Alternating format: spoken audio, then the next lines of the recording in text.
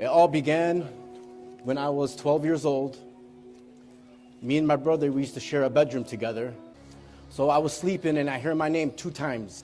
And when I opened my eyes, I got terrified and I jumped off my bed. When I jumped off the bed, I could see the floor and I'm hovering above the floor like inches. And I'm looking from the corner of my eye because I can't move my body. And I see just the room is lit. And so then I feel this electric shock running through my body.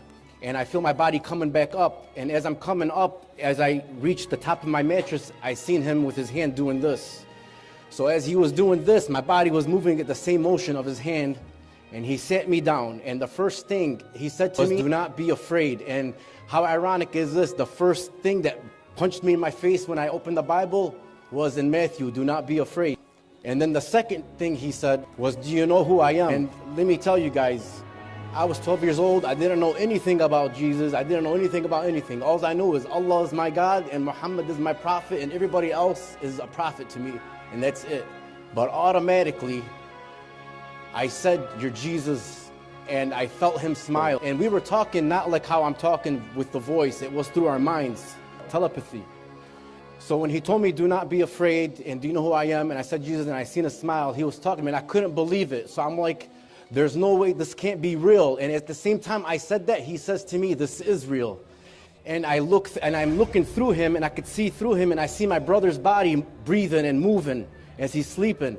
And that's how I knew. I was like, wow, this is real. I can't believe it. So I was scared. I was 12 years old. If I told anybody this, they would go crazy. I never told anybody for years and years. I kept it in my heart, in myself.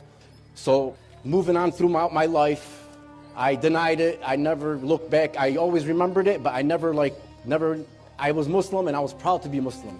So fast forward, all through my life, every time I prayed or every time at a funeral I prayed for somebody or at night, I always see that vision and I hear him in my heart telling me, remember me, remember me. That's all I ever heard throughout my life, every time, remember me. So 30 years go by, now I'm at 42, February 1st, 2020. I'll never forget this night.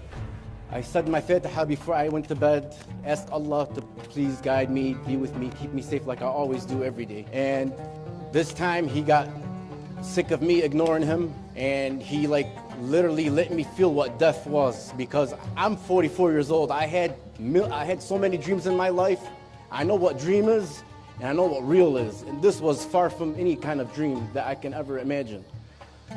So I died, and I was in this black abyss, falling so fast, and I was so scared.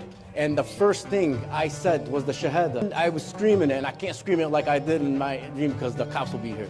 But I screamed, Ashhadu an la ilaha illallah, Ashhadu anna Muhammad Rasulullah, Allahu Akbar, Allahu Akbar, Allahu Akbar. I said it like 8 times, screaming. And my soul told me, you're wrong, it's not true. You are going to hell for eternity. And let me tell you something, guys.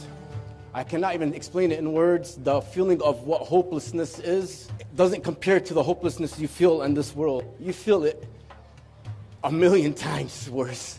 Man, I got chills, I'm sorry. I never did this before, so bear with me. So as I'm falling so fast down, it's pitch black. All I see is this white light flying around me in circles fast. And I'm falling. I knew it was my guardian angel. And this guardian angel's voice was the only way I could explain it to you in life is it's the most scariest and the most beautiful voice in one. That's the only way I could explain this angel's voice. And it was coming from this ear to this ear, back and forth. Amir, you have to listen to me, please, please. And this angel was so desperate for me. He was like, please, you have to listen to me. You have to tell him he can still hear you. Tell Jesus to save you before your soul leaves your body. You have to tell him this before your soul leaves your body. Hurry, hurry, do it now, do it. And I'm like, while I'm falling, I'm like, there's no way, how can this be? How can this be? How?